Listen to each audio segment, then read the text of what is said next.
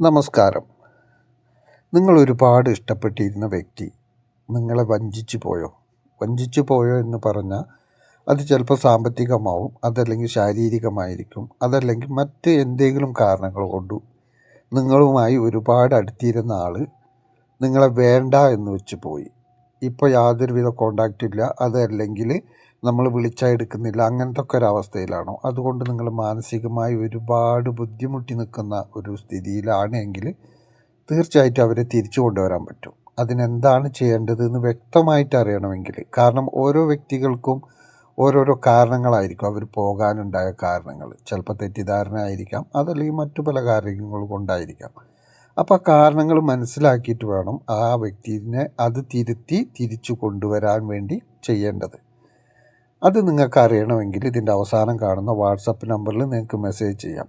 അതിൽ നിന്ന് നിങ്ങൾക്ക് നിങ്ങളുടെ കാര്യങ്ങൾ പറഞ്ഞ് കേട്ടതിന് ശേഷം അതിനെന്താണ് കാര്യങ്ങളെന്ന് പറഞ്ഞാൽ അത് കൃത്യമായിട്ട് അതുപോലെ തന്നെ ചെയ്തു കഴിഞ്ഞാൽ നിങ്ങൾക്ക് ആ വ്യക്തിയെ തിരിച്ചു കൊണ്ടുവരാൻ പറ്റും. അയാളില്ലാതെ നിങ്ങൾക്ക് മുന്നോട്ട് പോകാൻ പറ്റാത്തൊരു മാനസികാവസ്ഥയിലാണ് എങ്കിൽ മാത്രം അത് ചെയ്താൽ മതി.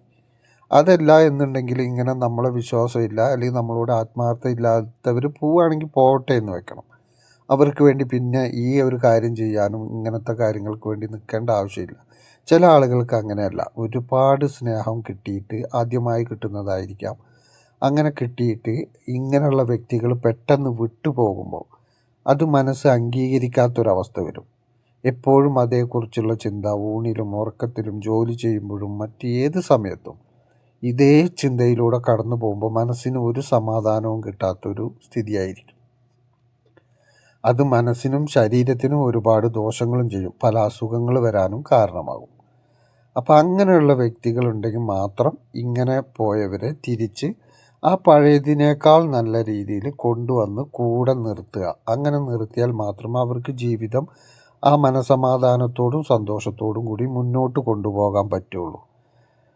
തുടക്കത്തിലൊക്കെ ഒരുപാട് സ്നേഹം കാണിച്ചവർ പിന്നീട് പലവിധ ചിന്തകളുമായിട്ടായിരിക്കും നിങ്ങളോട് സ്നേഹം കാണിച്ചിട്ടുണ്ടായിരിക്കുക. ചിലപ്പോൾ സാമ്പത്തിക ലാഭത്തിന് വേണ്ടിയിട്ടായിരിക്കാം, ചിലപ്പോൾ ശാരീരിക മറ്റുള്ള കാര്യങ്ങൾക്ക് വേണ്ടിയിട്ടായിരിക്കാം, അതല്ലെങ്കിൽ ഇവർ വിട്ടുപോകുന്നത് മറ്റ് പല തേർഡ് പാർട്ടിയുമായുള്ള ബന്ധങ്ങൾ വരുമ്പോഴായിരിക്കാം, തെറ്റിദ്ധാരണകൾ കൊണ്ടും ആയിരിക്കാം.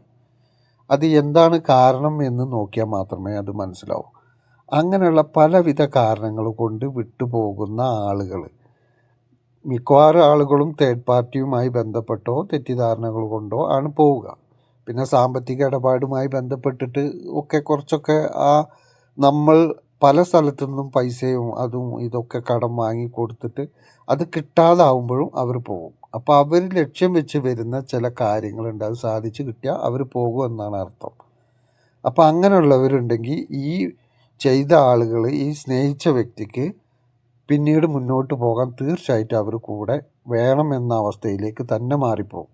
അങ്ങനത്തെ ഒരു സിറ്റുവേഷനിൽ എത്തിപ്പോകും. അങ്ങനെയുള്ളവർ അവരെ കൊണ്ടുവരാൻ വേണ്ടി അറിയണമെങ്കിൽ തീർച്ചയായിട്ടും ഈ നമ്പറിൽ വാട്സപ്പ് ചെയ്യുക. ചെയ്തു കഴിഞ്ഞാൽ ആ കാര്യം മനസ്സിലാക്കി കൃത്യമായിട്ട് അത് ചെയ്ത് ആ വ്യക്തിയെ തിരിച്ചു കൊണ്ടുവന്ന് പഴയ പോലെ സന്തോഷത്തോടെ മുന്നോട്ട് പോകട്ടെ എന്ന് ആശംസിക്കുന്നു. നന്ദി, നമസ്കാരം.